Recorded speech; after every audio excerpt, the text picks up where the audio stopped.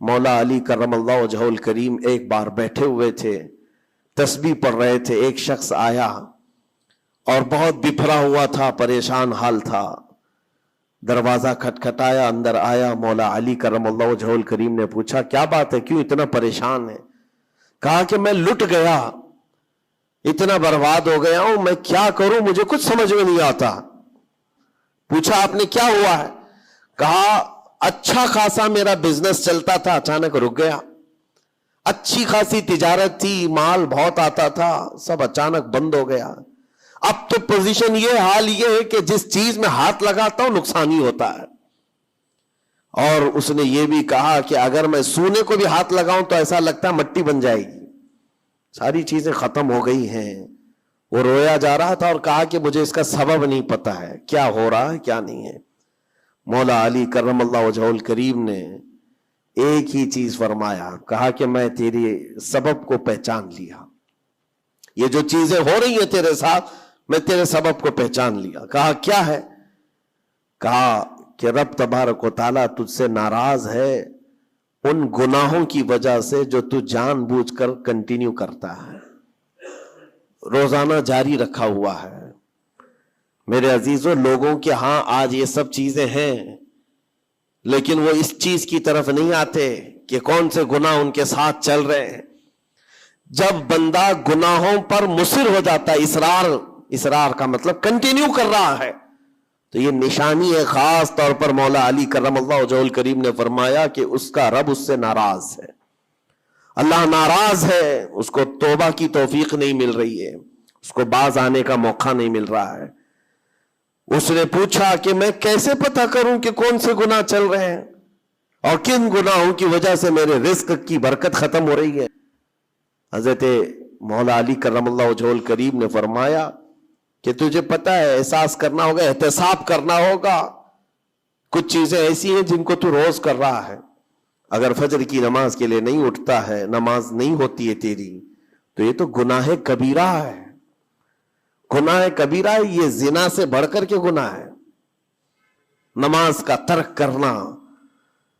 تو یہ اگر تیری زندگی میں کنٹینیو جاری ہے تو گویا کہ تو حرام پر حرام، کبیرہ پر کبیرہ کرتا ہوا اس قدر اصرار کرتا جا رہا ہے، تو تیرے رزق کی برکت کہاں رہے گی؟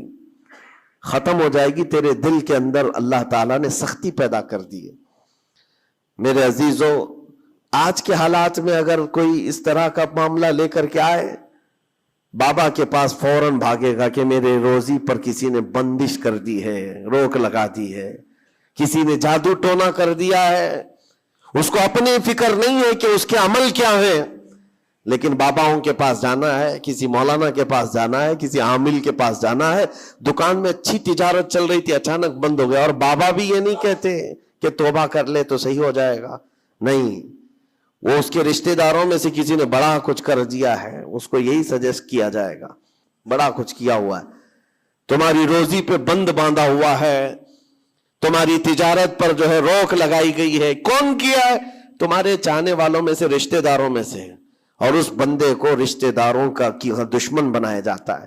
وہ ہر ایک پر نظر رکھتا ہے، پھپھو نے کیا کہ ماموں نے کیا کہ چاچا نے کیا، فلاں نے کیا، سارے رشتہ داروں پر اس کی شک کی نظر ہے۔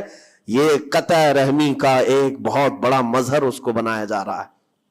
کتنے گھروں کو اس طرح باباؤں نے توڑ رکھا ہے، اور انجانے میں یہ دماغ میں یہی بیٹھا کر کے رکھا ہے کہ نہیں، میری روزی پر انہوں نے بندش باندھی ہے۔ یقین کے ساتھ کسی کو نہیں معلوم، کاش یہ اگر اس کو بتائے ہوتے، یہ 99% جن کو تکلیفیں ہیں ان کی روزی کے معاملات، ان میں سے 99% کے حالات ایسے ہیں کہ فجر کی نماز نہیں پڑھتے۔ یہ کسی کو توفیق نہیں ہوتی، کسی بابا کو، کسی عامل کو، کہ ان کو تنبیہ کرے۔ فجر کی 2 رکعات رزق کے کئی دروازے کھول دیتی ہے۔ میرے آقا صلی اللہ علیہ وسلم کا فرمان ہے، اور تم بستر پر ٹانگ پھیلا ہے سوئے ہوئے ہو، اور پھر شام میں اٹھ کر بابا کے پاس جا کر کہتے ہو بندش ہے، کسی نے باندھ کے رکھا ہے، تم نے خود اپنے اعمال سے باندھا ہوا ہے۔ اور رب تبارک و تعالیٰ فرماتا ہے سورہ فاطر میں، ما یفتح اللہ للناس من رحمت فلا ممسک لہا، اللہ اپنی رحمت سے جس کے لیے دروازے کھولتا ہے کوئی اسے بند نہیں کر سکتا۔ اور اللہ فرماتا ہے جس کے لیے اللہ روک دے کوئی طاقت اسے کھول نہیں سکتی. اب یہ رب تبارک و تعالیٰ کس کے لیے بند کرتا ہے کس کے لیے کھولتا ہے یہ اس کی شان ہے. لیکن ساتھ میں ایک بات اور آپ کو بتا دوں.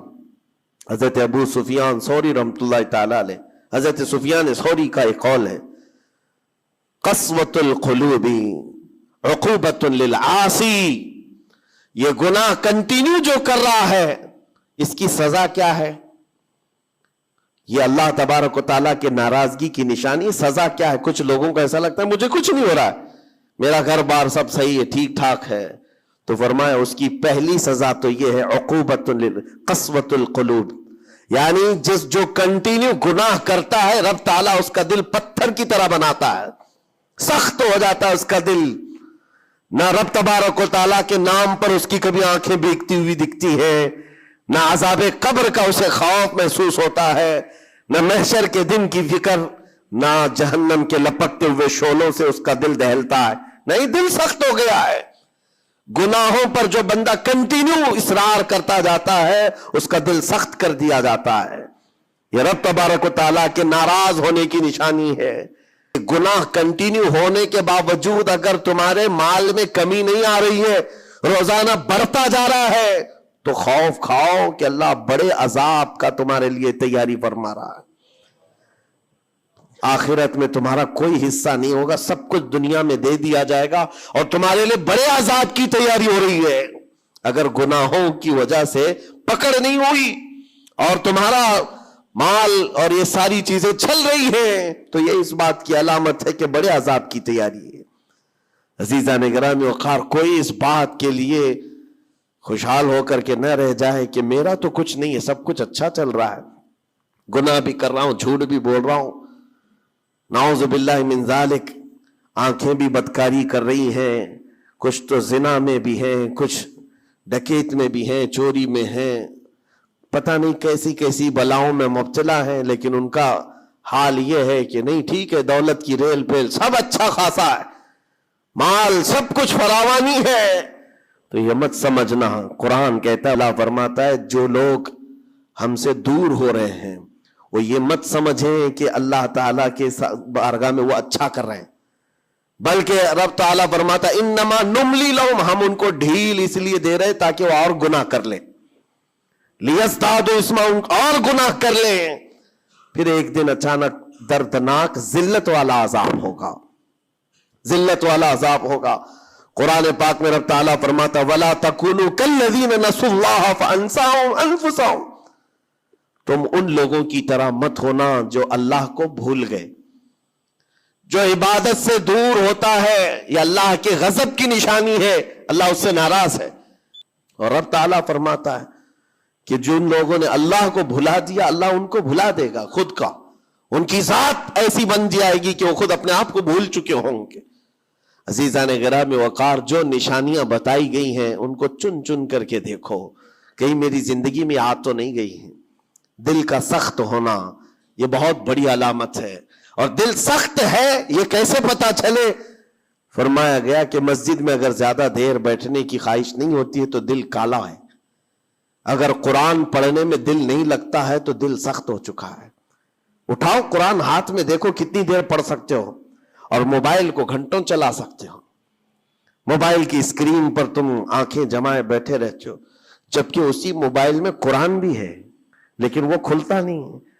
اور قرآن اگر نہیں کھل پا رہا ہے تم سے اور صفحہ دو صفحہ نہیں پڑھ پا رہے ہو تو تمہارا دل کالا ہو چکا ہے، دل سخت ہے. یہ 3 علامتیں تو مشہور ہیں. فرمائی گئی کہ اور تیسری بات یہ ہے کہ تمہارے جیب میں پیسے ہوں اور کوئی سائل اور فقیر آیا اور تم اس کے لیے صدقہ نہیں کر پا رہے ہو تو دل تمہارا پتھر ہو چکا ہے. یہ دل کے سختی کی علامت ہے. اور قسوۃ القلوب عقوبۃ للعاصی، یہ کہا گیا ہے دل کا سخت ہونا یہ تو رب کی طرف سے بہت بڑی سزا ہے. فرمایا گیا کہ جب دل سخت ہو جاتا ہے تو بندہ کفر تک بھی جا سکتا ہے، کفر تک بھی جا سکتا ہے. دل کی سختی اس کو کفر بھی لے جاتی ہے. بلکہ بزرگوں نے یہاں تک فرمایا کہ جب بندے کا دل سخت ہو جاتا ہے تو اس کے نزدیک ماں سے زنا بھی ہلکا لگتا ہے. बेटी से जिना भी उसके लिए हल्की चीज है। दिल सख्त है तो जानवरों से ज्यादा जलील काम करने को भी आसान समझता। दिल की सख्ती उसको भयानक गुनाहों की तरफ ले जाती है जिसकी सोच भी नहीं कर सकते। इसीलिए मेरे अजीजों, वो दिल की सख्तियां आने से पहले अपने रब को राजी कर लें, वो रहमान को राजी कर लें। सैयदना उमर फारूक रदी अल्लाह ताला अन्हु, उनका दौर वो एक ऐसे रौब और दबदबे का दौर है। एक शख्स एक दुकान से या घर से शराब की बोतल लिया और निकला बाहर। शराब की बोतल लेकर के हजरत उमर फारूक रज़ियल्लाहु ताला अन्हु रास्ते पर आ रहे थे, आपकी नजर पड़ गई, उसने बोतल छुपा लिया। शराब के साथ पकड़ा जाता, अभी कोड़े भी मारे जाते और जलील भी होता। हजरत उमर जैसे बढ़ते आ गए, इसकी हैबत भी बढ़ती चली गई। क्या होगा क्या होगा, बच बचा के निकल जाओ नहीं, लेकिन सीधे वो सामने आके खड़े हो गए। कहा कि कहां से? कहा यहीं से आ रहा हूं।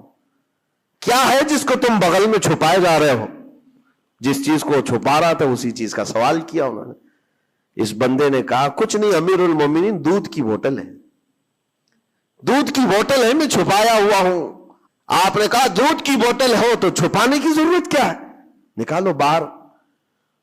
अब उसके हाथ इतने कांपने लग गए डर के मारे कि वक्त का वो अमीरुल मोमिनीन खड़ा है जिससे कैसर और किसरा भी थरथराते हो। अब इनके सामने क्या बहाना किया जा सकता है? उसने बगल में से आहिस्ते से बोतल निकाली, आपके सामने सर झुकाकर पेश किया। हकीकत में वो दूध की ही बोतल थी, दूध की ही बोतल थी। ये देखकर उसका सर चकरा गया। शराब लेकर के निकला था और बगल में छुपाया भी था अमीरुल मोमिनीन के डर से।